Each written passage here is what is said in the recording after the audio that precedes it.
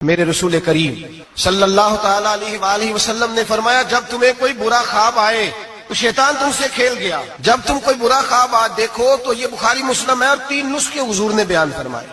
فرمایا تم نے اپنی بائیں جانب منہ کرنا ہے اور 3 دفعہ تھوکنا ہے، ضروری نہیں کہ تھوک ہی آئے، تھو ہی کر دے۔ یہ نسخہ بتائیں گھر جا کے، یہ نسخہ عام نہیں، یہ میرے رسول پاک کا بتایا ہوا نسخہ ہے، اور یہ وہ نسخہ ہے کہ پہاڑ ٹوٹ سکتے ہیں، دریا بہ سکتے ہیں، یہ بات غلط ہو سکتی، سب سے بڑے پیر و مرشد کا نسخہ ہے۔ میرے رسول کریم صلی اللہ علیہ وسلم نے فرمایا بائیں جانب 3 دفعہ تھو کرے، تھوکے، اور 3 دفعہ اعوذ باللہ پڑھے، اور پھر حضور نے فرمایا خواب کا کسی سے ذکر نہ کرے، کسی کو خواب سنانا، ڈراؤنا خواب آئے تو کسی کو سنانا، بیان نہیں کرنا، یہ حکم دیا ہے نبی پاک نے، ہمیں نصیحت فرمائی ہے۔ فرمایا الٹی جانب منہ کر کے 3 دفعہ تھوک دے، اعوذ باللہ پڑھ دے، کسی کو بتائے نہ، 3 باتوں پہ عمل کرے۔ اللہ کے رسول بیان کرتے ہیں کہ اس کا خواب اسے نقصان نہیں پہنچے۔ حضرت ابراہیم بن ادم کے پاس ایک نوجوان آیا، کہنے لگا میں گناہ کرنا چاہتا ہوں۔ فرمانے لگے بالکل کر، اللہ کا دیا ہوا رزق کھانا چھوڑ دے اور گناہ کر۔ کہنے لگا یہ نہیں ہو سکتا۔ فرمانے لگے چل پھر اس طرح کر، رب کی زمین پہ نہ رہ، کسی اور کی زمین پہ چلا جا۔ کہنے لگا یہ بھی نہیں ہو سکتا۔ فرمانے لگے چل اللہ کی چھت سے نکل جا۔ کہنے لگا یہ بھی نہیں ہو سکتا، تو آپ رو پڑے۔ فرمانے لگے پھر جناب اسرائیل جب آئیں تو ان سے کہنا مجھے 2-3 سال کی مہلت دے دے، پچھلی میری گناہوں میں گزر گئی، میں ذرا 3 سال عبادت کر لوں۔ تو وہ شخص بھی رونے لگا، کہنے لگا حضور وہ مہلت نہیں دیتے، وہ جب لینے آتے ہیں تو پھر لے کے اللہ تعالیٰ نے جب انسان بنانا چاہا نا تو جناب جبریل کو کہا مٹی لے کے آ زمین سے۔ حضرت جبریل نے مٹی پہ ہاتھ ڈالا تو باقی کی مٹی رونے لگ گئی، اسے جدا نہ کر۔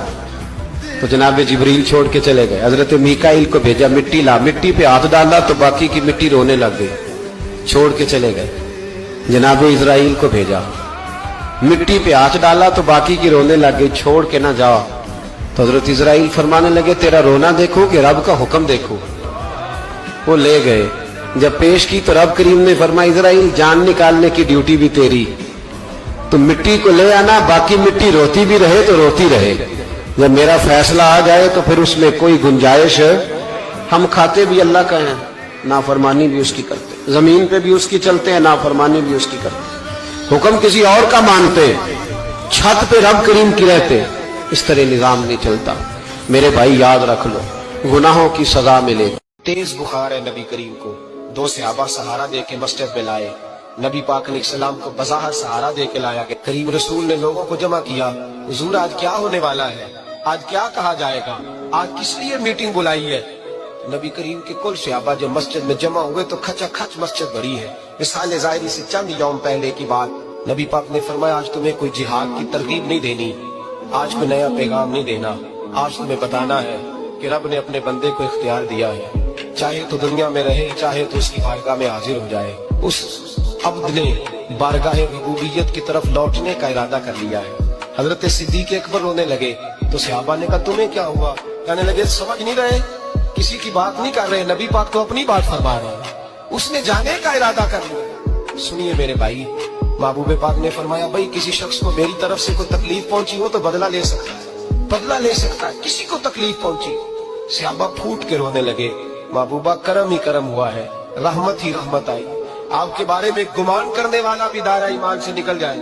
حضور آپ کیا فرما رہے ہیں؟ فرمایا نہیں بھائی اٹھو۔ پیچھے سے جناب عکاشہ بن محصن اٹھے، ہاتھ کانپتے ہیں، آگے بڑھے، کہنے لگے یا رسول اللہ ایک جنگ کے موقع پر آپ نے درہ مارا تھا، ننگی پیٹھ پر صفیں سیدھی کراتے، بات دل میں رہ گئی ہے، میں نے بدلہ لینا ہے۔ نبی کریم نے فرمایا بلال دوڑ کے جاؤ، فاطمہ کے گھر درہ پڑا ہے، درہ لاؤ۔ سیدنا بلال حبشی کہتے میں گیا، دستک دی، سیدہ طیبہ طاہرہ حضرت فاطمہ فرمانے لگی بلال کیسے آئے ہو؟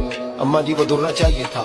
سیدہ کو تشویش ہوئی، کہنے لگے بلال نہ تو جنگ پہ جانا ہے، نہ جہاد ہے، نہ کوئی ایسا موقع ہے، حضور کی تو طبیعت مبارک بظاہر بڑی علیل ہے، درہ کیا کرے؟ حضرت بلال عرض کرنے لگے اماں جی ایک صحابی بدلہ لینے لگے ہیں، صاحب طبقات نے جملے لکھے ہیں، کہتے ہیں بی بی صاحبہ نے درہ بھی دیا اور امام حسن حسین کو بھی باہر نکالا۔